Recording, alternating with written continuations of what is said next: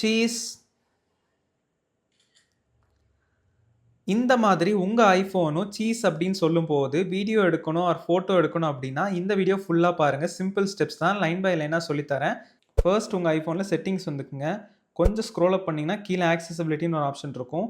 அதில் கொஞ்சம் ஸ்க்ரோல் அப் பண்ணிங்கன்னா வாய்ஸ் கண்ட்ரோல்னு ஒன்று இருக்கும். இந்த வாய்ஸ் கண்ட்ரோல் எனேபிள் ஆயிருக்கா இல்லையான்றதை ஒரு டைம் செக் பண்ணிவிட்டு எனேபிள் ஆகலைன்னா எனேபிள் பண்ணிக்கங்க. இங்கே கீழே கமெண்ட்ஸ்னு ஒன்று இருக்கும், அதை ஜஸ்ட்டு கிளிக் பண்ணிங்கன்னா மேலே வந்து பார்த்தீங்கன்னா கஸ்டம் அப்படின்னு வந்து காமிக்கும். அதை கொடுத்தீங்க அப்படின்னா கிரியேட் நியூ கமெண்ட் கேட்கும். இதை கொடுத்து இங்கே வந்து கமெண்ட்டை நம்ம வந்து சொல்லணும். வந்துருச்சுங்களா? இப்போ இதுக்கான ஆக்ஷனை வந்து நம்ம செட் பண்ணணும்.